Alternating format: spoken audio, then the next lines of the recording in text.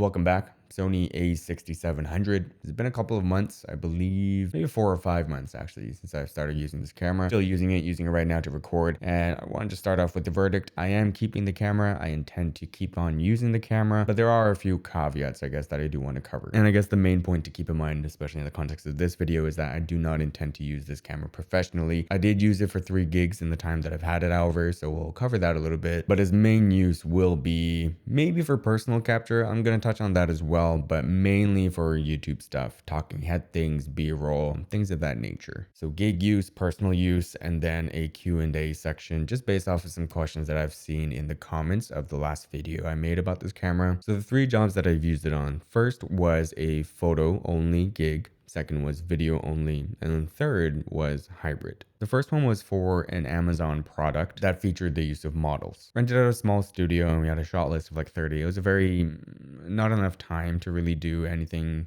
well, but tried to do the best that I could. I believe this might have been the first time using off-camera flash with the Sony system, and I learned a couple of things. For the trigger, I bought a Godox X2T. It was my first time using the T series. Usually I would use the X Pro controller. For the main light source, we were using a Godox SK402V. For everything else, we were using additional SK402s, the non-V versions. For camera, obviously A6700, and then the lens, it was a mix of the Sigma 18-50 2.8 as well as the Sony 85mm 1.8. I think in total it was about like a 3 to 4 hour shoot. We did hit some outdoor shots as well. For what it's worth, camera never overheated, never came close to overheating. Autofocus was great, of course, and overall, I don't know, I would be able to do it again. I don't have any problems with it. It's just fine. One thing during the shoot, however, the trigger wasn't triggering the strobe sometimes, and it would disconnect. So whenever it disconnected, the camera didn't recognize that a flash unit or trigger was attached to it. So it would exit out of the flash mode. Because my settings are on manual and they're set to the strobe lighting, the preview of my image would just be complete black. It happened about,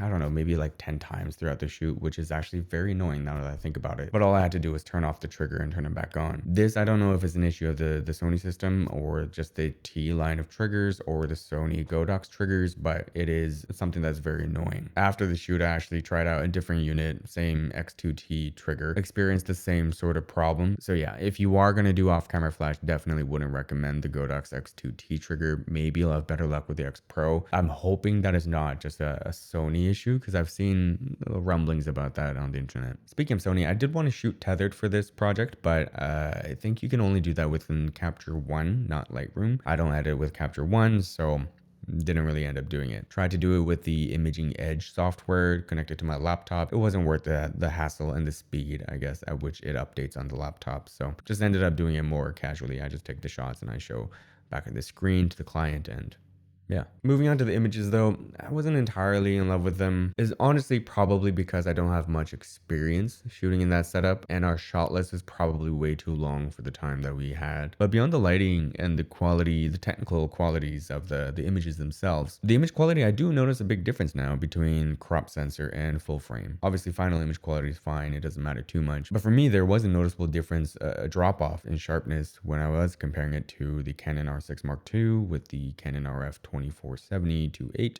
as well as the Leica SL2S with the Leica R50mm or Panasonic 1635. And I was actually curious, so I dug up an old file from like 2016, 2017, I want to say. A photo shot on the original Canon 6D DSLR and the 50mm f1.2. I'll see if I can dig it up again. When I was pixel peeping on that photo too, the second I zoom into the eyes, it's a lot sharper, or at least more detail, I want to say, compared to these Sony files. I think I can only really attribute that to the sensor, because we were shooting in ideal conditions for sharpness, off-camera flash, and a closed aperture. So yeah, something I noticed, and personally it does bother me, but when we're talking pragmatically in terms of the final deliverables to a client for any sort of project, I don't think it's going to matter in the grand scheme of things. Moving on to gig number 2.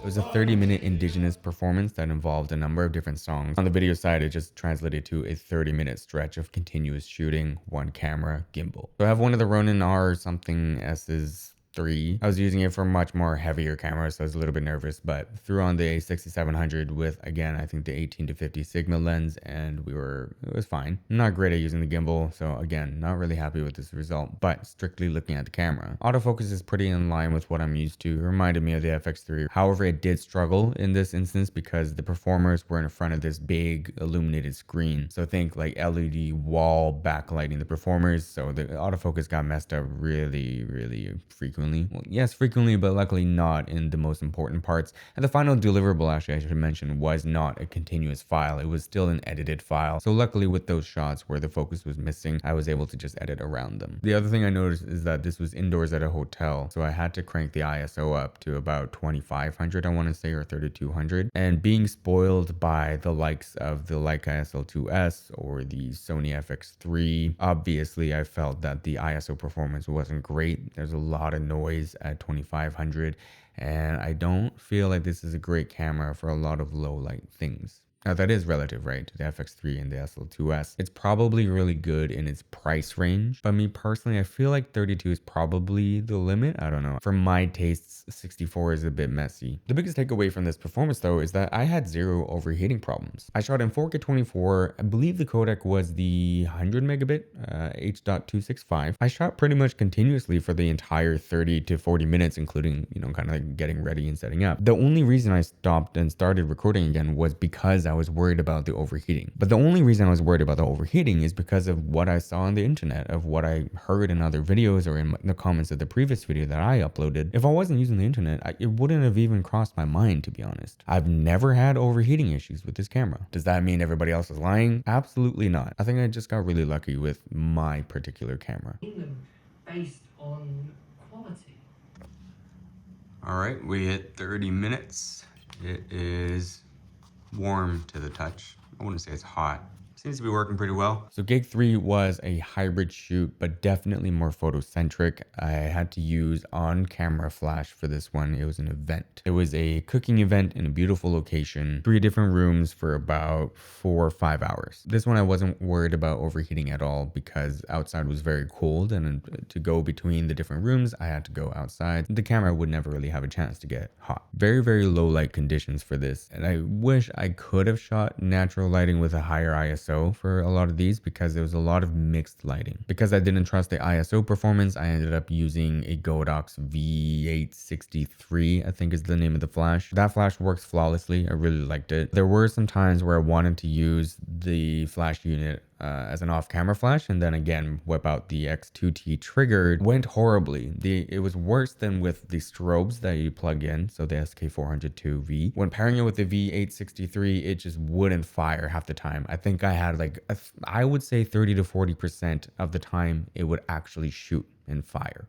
So tons of missed shots, it was horrible. I would never do that again. It was very frustrating. And then the video shots in between, I didn't take too many, and they were all vertical shots, and it was an afterthought for both the client and myself, so it didn't really matter too much. For those ones, it was just handheld, very simple, and the camera worked as expected, except again, the ISO performance. It'd be nice if I could have had better performance. But overall, pretty pleased with some of the images I was able to get. And I think through these 3 gigs, I learned a lot about this camera. I guess key takeaways. The first one is ISO performance, not the best. Image quality, sharpness, and detail captured, not the best. But for both of these things, not a deal breaker, not horrible. Ergonomics while shooting, it is small for my hands. I personally did not like the size of it when I was shooting.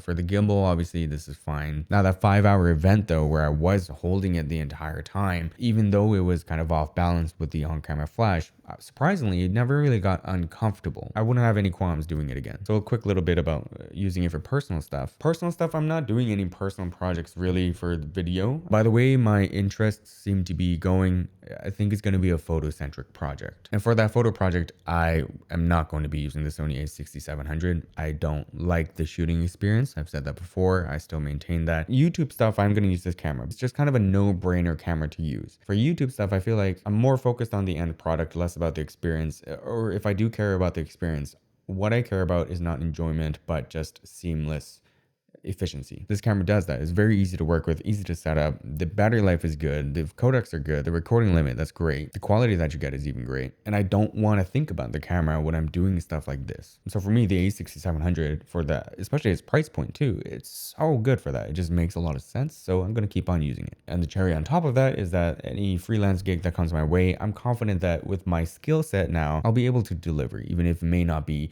the top quality that I want to produce. And the reason that I'm okay with that is because, again, freelance is not one of my priorities right now. And it's not a career that I want to develop into. Now with personal stuff, yeah, taking it along, again, it makes sense. It's easy to use, convenient to bring around. Battery life is not an issue. Trusted in pretty much every situation. If my goal is just documenting my daily life and I just need to be sure that I'm gonna catch the moment, this camera makes sense. It's great, but I can't bring myself to enjoy this camera. A lot of reasons I could put out there, but they're bullshit at the end of the day. And to be honest, they're probably just privileged and picky, and I don't know. I don't think it should dissuade anybody from using this camera, because from a technical standpoint, it's fantastic and I trust it. Its autofocus capabilities, its low light capabilities I can learn over time, and just the way that it works, it just feels very easy to use, very simple after you get past that initial hump of setting it up. But I guess to wrap up this section of it, yeah, for me, it's just not the camera that I enjoy using. I don't like to pick it up. I don't like the way it feels in my hand. And I feel like the files require a lot of post-processing for me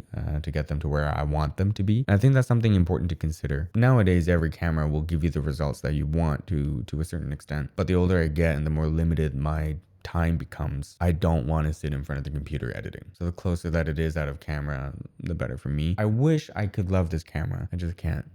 I don't know. But I'm going to keep on using this camera because it just makes sense for a lot of what I do. That being said, I did buy a camera for photo stuff and we'll be doing that. All right. Q&A.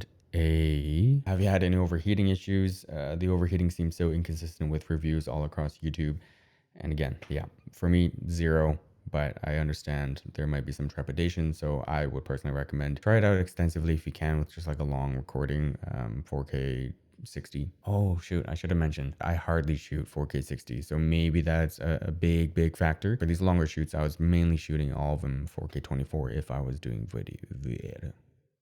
But yeah, if you're gonna buy new, definitely buy from a place with a good return policy. And if your particular copy is overheating all the time, return that shit. What kind of SD card do you need to record 4K 24p, 4K 60, 4K 120? I heard you needed higher end ones, or did I hear wrong? I think it depends on the codec that you're using. If you're gonna be shooting in all-I, probably V90 cards. I don't know if V60 will cut it either. I did do an all-I comparison last time and I used my V90 card for that. So if you're not familiar, SD cards, you'll see a designation written on them. They'll say V30, V60, V90 are the ones that I know of at least. I personally use a 128 gig pro grade V90 card as well as a 256 gig pro grade V60 card. I picked them up for my FX3 so I could shoot 4K 120 as needed. And now that I've used them in a couple of different cameras, I do think they're a good investment. I did have one of the 256 V60 pro grade cards fail on me, however. So I don't know if I completely trust the brand. Lexar as well. I've had some bad experiences with their cards in the past, so I don't know if I trust their brand. SanDisk, I don't even know what is going on with their SSD controversy in this last year, but I've always had good luck with their SD cards. However, once you get into the V90 territory, their cards are massively expensive compared to pro grade, so I just stuck with pro grade.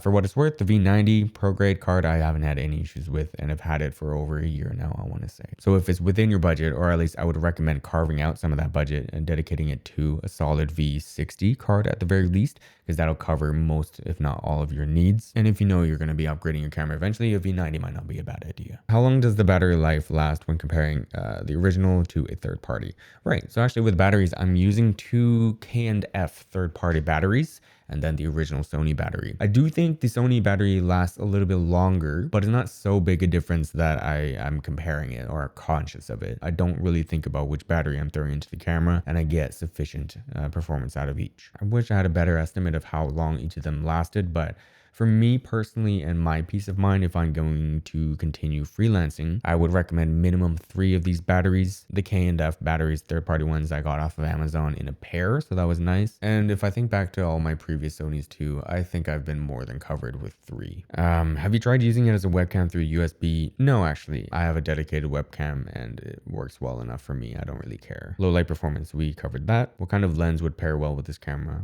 I think smaller lenses. The Sigma 18-50 actually, it hasn't really grown on me in the sense that I like it, but it seems a lot more reliable. And it's just something that, again, very much like the camera, it just makes sense to use. You get that standardish zoom range, 18-50 on APS-C, so you're covered focal length wise for a majority of situations that you'll face. Constant aperture of 2.8 is always amazing too. You could go for that 17-70 Tamron, I believe, f2.8, and I hear the Sony 1655 2.8 is amazing. However, those two are bigger. So I guess if you are using it for if you're using it for paid work, it might be worth it with that extra range on the Tamron and then apparently better image quality on the Sony. But if you're starting out or if you're just doing casual gigs here and there like me or just personal stuff, 18-50 Sigma I think is the way to go because it's so light and compact. It just makes sense. And the other lenses I'm not too familiar with, to be honest, and primes I'm not too sure. My only lenses for this camera right now is the Sigma 18-50, a cheap Chinese brand per gear 12mm manual focus lens and a kit lens. And I'm hesitant to buy anything else, especially APS-C lenses, because I can see myself wanting to go back to full frame eventually,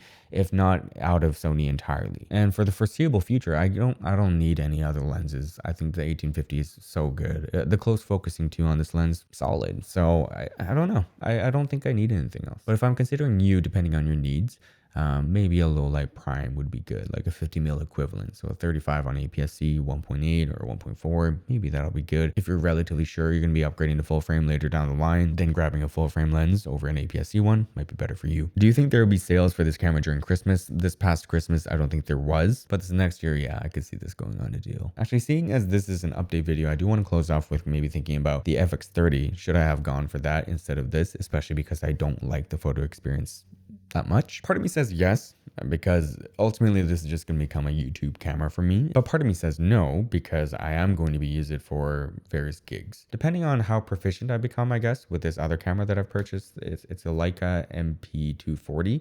So rangefinder and manual focus, and I'm not great at shooting that yet. If I become really good at using that camera, maybe I'll entertain the thought of using it for paid work. But I expect most of the paid photo and video work, I'll probably want autofocus, maybe faster continuous burst as well. So I'm probably going to be using the Sony. If I'm considering it from that angle, then I'm actually happy I went with the 6700 over the FX30 because, again, it's not the best EVF, but I do use it sometimes when I'm taking photos. So anyways, hopefully that provides some sort of insight in real world specific use cases for you. If you have any more questions about this camera, please feel free to let me know. I doubt that I'll make another video like this about this camera, but who knows? If there's enough interest or enough questions about it, we can do an update later. Happy New Year.